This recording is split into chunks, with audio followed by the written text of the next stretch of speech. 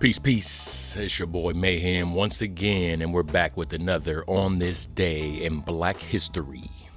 February 21st, 1862, Edward R.S. Canby, in which about 80 warriors and their families retreated to the California lava beds, a land of complex ravines and caves. There they mounted an effective resistance after the murder of General Edward Canby, who headed a peace commission in April 1873. U.S. troops prosecuted the war more vigorously. Betrayed by 4 of his followers, Captain Jack surrendered and was hanged. His followers be seized as could gold and silver to buttress a sagging treasury. Led by Henry Sibley, a Confederate force of some 2,600 invaded the Union's Department of New Mexico, where the Federal commander Edward Canby had but 3,810 men to defend the entire vast territory. Although plagued by pneumonia and smallpox, Sibley battered a Federal force at Valverde on February 21st, 1862, and captured Admiral David Farragut, 2 forts at the bay's entrance, Fort Gaines on Dauphin Island, and Fort Morgan on Mobile Point. Surrendered immediately thereafter. In the spring of 1865, the Union General Edward R.S. Canby successfully laid siege to Fort Blakely and Spanish Fort on the east side of the bay. After 26 days, the forts and then the city were evacuated and Union forces entered Mobile. Canby is significant in Black history primarily due to his role as a Union general during the Civil War, where he commanded the military districts in the South during Reconstruction, overseeing the process of integrating formerly enslaved people into society and ensuring their right to vote, often demonstrating a fair and balanced approach compared to other officers in the region. However, he was tragically assassinated by Native Americans during peace negotiations later in his career, marking a significant event in the history of U.S. indigenous relations. February 21st, 1883, John Henry Smith, Virginia-born, late 19th century lawyer and diplomat, had spent nearly 5 years as the U.S. Minister to Liberia, representing both President Rutherford B. Hayes and Chester A. Arthur. He was given a LL.D. degree by Liberia College and appointed King Commander of the Liberia Order of African Redemption by Liberia's President H. Richard Wright Johnson. In the speech below, given in 1895 at the Cotton Estates Exposition, where Booker T. Washington made his most famous address, Smith discussed the nexus between Africans and African Americans. The fact will be readily admitted by those most familiar with the sentiment of a large and not unimportant portion of our American citizenship, who, by the fortunes and misfortunes of war, viewed from the standpoint of one of the other combatants of the sanguinary struggle of 1861, 62, 63, 64, were made equal before the law with all our citizens, that as a class they were averse to the discussion of Africa when their relationship with the ancient and mysterious land and its races is made the subject of discourse or reflection. The remoteness of Africa from America may be a reason for such feeling. The current opinions in the minds of the Caucasians, whence the American Negro's opinions are derived, that the African is by nature an inferior man, may be a reason. The illiteracy, poverty, and degradation of the Negro, pure and simple, as known in the Christian lands, may be a reason in connection with the partially true and partially false impressions of the Negroes, or Africans, are pagan and heathen as a whole, and as a sequence hopelessly degraded beings. These may be some of the reasons that make the subject of Africa discordant and unmusical to our ears. It is amid such embarrassments that the lecturer, the orator, the mission must present Africa to the Negro in Christian America. February 21st, 1895, North Carolina legislature, dominated by Black Republicans and white populists, adjourned for the day to mark the death of Frederick Douglass. February 21st, 1924, Robert Mugabe, in full, Robert Gabriel Mugabe, born February 21st, 1924, Kutama, Southern Rhodesia, now Zimbabwe, the first prime minister from 1980 to 1987 of the reconstructed state of Zimbabwe, formerly Rhodesia. February 21st, Barbara Jordan was born in Houston, Texas's 5th Ward.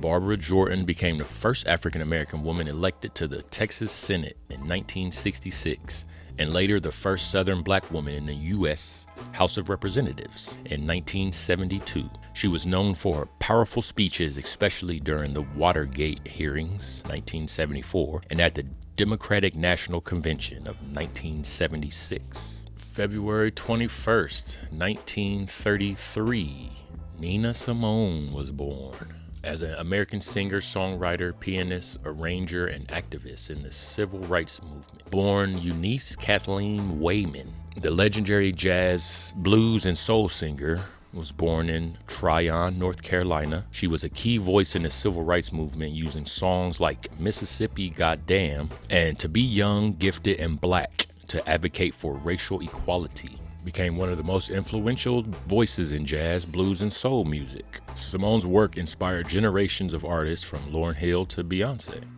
Founder and chairman of SNCC, the Student Nonviolent Coordinating Committee, a civil rights organization that used nonviolent protests to challenge racial segregation and discrimination in the 1960s. Founder and chairman was born February 21st, 1940, John Lewis.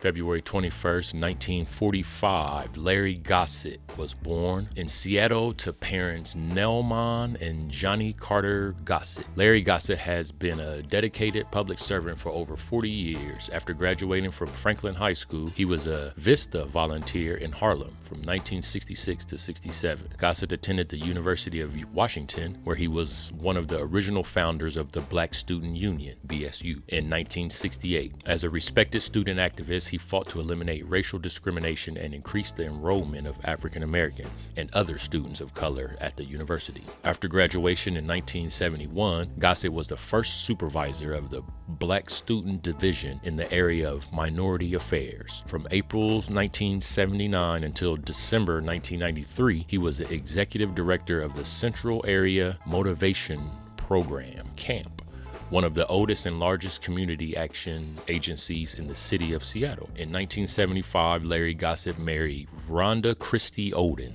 The couple had 3 children, Nicole, Malcolm, and Langston, and 2 grandchildren. Larry Gossett entered politics in the 1990s. In 1993, he was elected to the King County Council, representing District 10, currently District 2, which encompassed most of the inner city neighborhoods in Seattle. He was overwhelmingly re-elected in 1995, 1999, 2003, 2005, and 2007. In 2007, Gossett became the second African American elected to be chair of the King County Council. Council member Gossett is a highly respected community leader who has advocated for the underrepresented and underprivileged in King County for all of his adult life, and in particular as a public official in 1993. He has long fought for programs that help inner city youth reduce racial and class disparities in our local criminal justice system. Councilmember Gossett also traveled all over the world attending forums and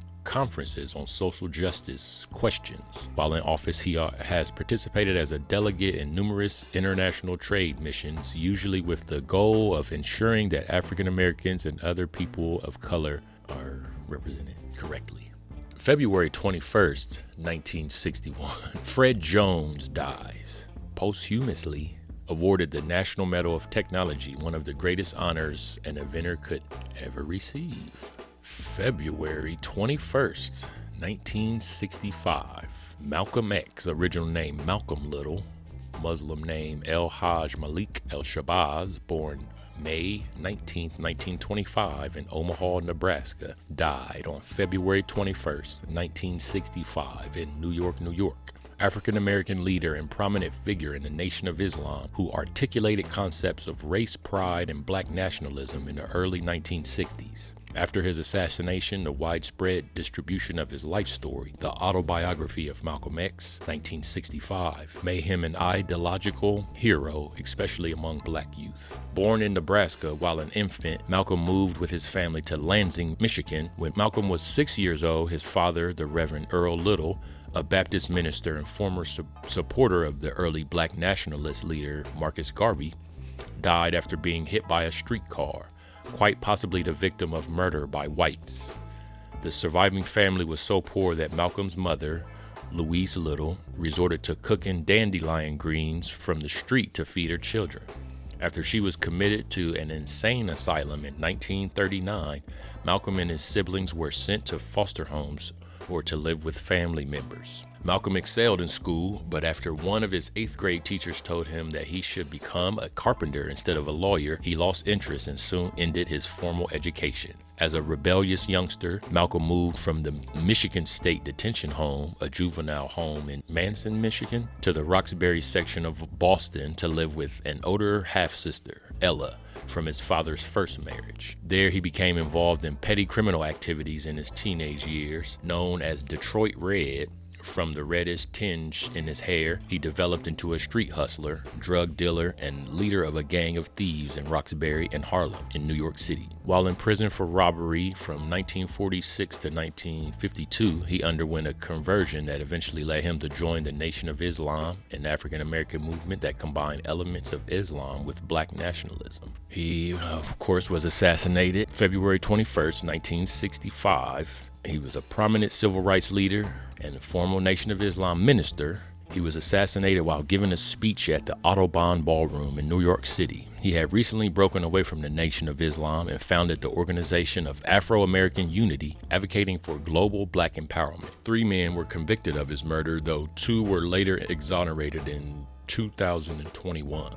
February 21st, 1961, Otis Boykin, inventor, patented the electric resistor, U.S. patent 2,972,726. He is responsible for inventing the electrical device used in all guided missiles and IBM computers, plus 26 other electric devices, including a control unit for an artificial heart simulator, pacemaker. He began his career as a laboratory assistant testing automatic controls for aircraft. One of Boykin's first achievements was a type of resistor used in computers, radios, television sets, and a variety of electronic devices. Some of his other inventions included a variable resistor used in guided missiles, small component thick film resistors for computers. The innovations in resistor design reduced the cost of producing electronic controls for radio and television for both military and commercial applications. Other inventions by Otis Boykin also included a burglar-proof cash register and chemical air filter. 1987. African Americans in Tampa, Florida rebelled after an African American man was killed by a white police officer while in custody. Other notable events include the first Black State Convention in 1848. A group of African American leaders held a state convention in Ohio to discuss civil rights and suffrage. John Lewis received the Presidential Medal of Freedom in 2011. Civil rights icon and Congressman John Lewis was awarded the nation's highest civilian honor by President Barack Obama. February 21st, 2016, Rihanna's Anti album hit #1 on the Billboard 200. The album included hits like Work, featuring Drake, Needed Me, and Love on the Brain. This was a pivotal moment in her career, showcasing her artistic evolution and cementing her status as a global icon. I have that album and I love it.